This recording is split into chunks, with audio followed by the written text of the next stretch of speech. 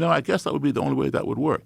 You've offered him a better perception, and that perception then becomes his reality. So don't attack somebody's reality, regardless of what it is, even if you know it to be false.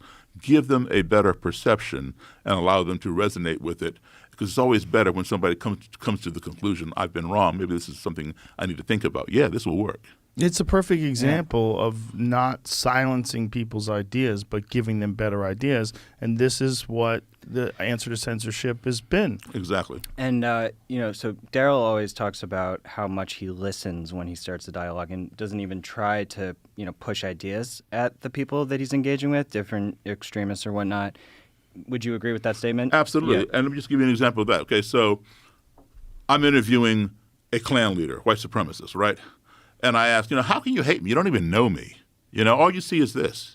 You come in my room 5 minutes ago, and you've already determined, whatever you determine. Well, Mr. Davis, black people are prone to crime, and that is evidenced by the fact that there are more blacks in prison than white people. Now, I'm just sitting here listening to this guy. He's calling me a criminal, and but he's right. He's 100% right. The data and the statistics show that there are more blacks in prison than white people. So that feeds what he already thinks he knows, the data, right? But he does not go to find out why does that data show that. He doesn't realize there may be an imbalance in our judicial system that send black people to prison for longer periods of time than white people who've committed the same crime. All right, so I just listen to him, right? Because when he walks in that room and he sees me, I'm the enemy. His wall goes up. His ears are like this, He's ready to defend whatever his stance is. So I'm just listening. And then he goes on to say, black people are inherently lazy. They always have their hand out for a freebie. They're always trying to scam the government welfare programs and all that kind of stuff. So now he's called me a criminal. Now he's calling me lazy. And I'm just sitting here listening. I'm not pushing back. And then he says, and black people are born with smaller brains. And the larger the brain, the more capacity for intelligence. The smaller the brain, the lower the IQ. So now I'm being called stupid. Now, and he says that this is evidenced by the fact that every year the data shows that black high school students consistently score lower on the SATs than white kids do. Again, he's 100% correct. That does show that. Right? But he doesn't realize why. All right? Where do most black kids in this country go to school? In the inner city. Where do most white kids go to school? In the suburbs. It is a fact. Suburban schools are better funded. They have better facilities, better teachers, etc. I will guarantee you, white kids who go to school in the inner city can score just as low as those black kids, if not some lower.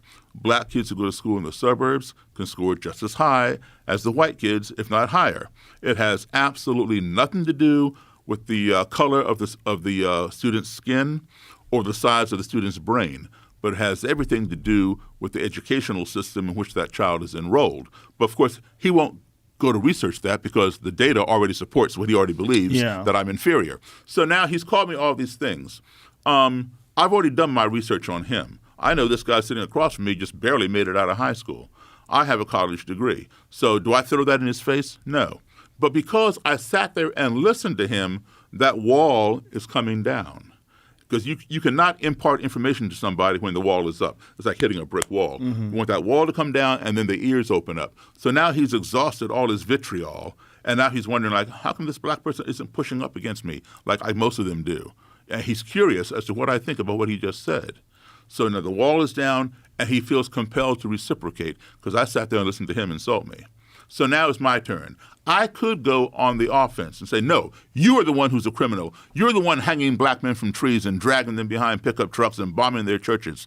And I would be 100% correct because the Klan has over a 100-year history of doing that.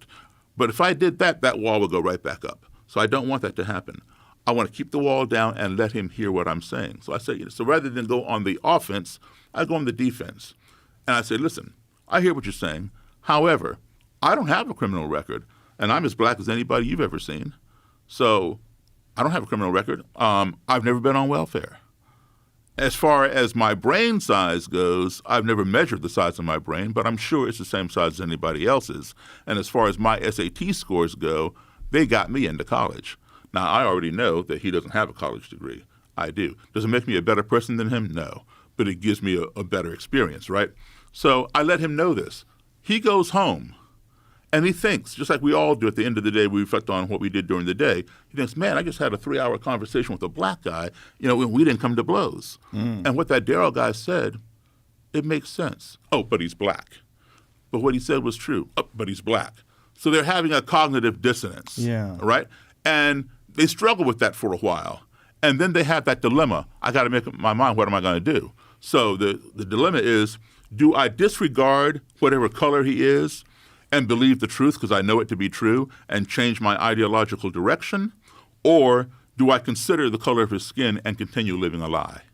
In most cases, people will follow the truth. But then there will be those who don't want to give it the power or the notoriety or whatever, and they will follow the lie.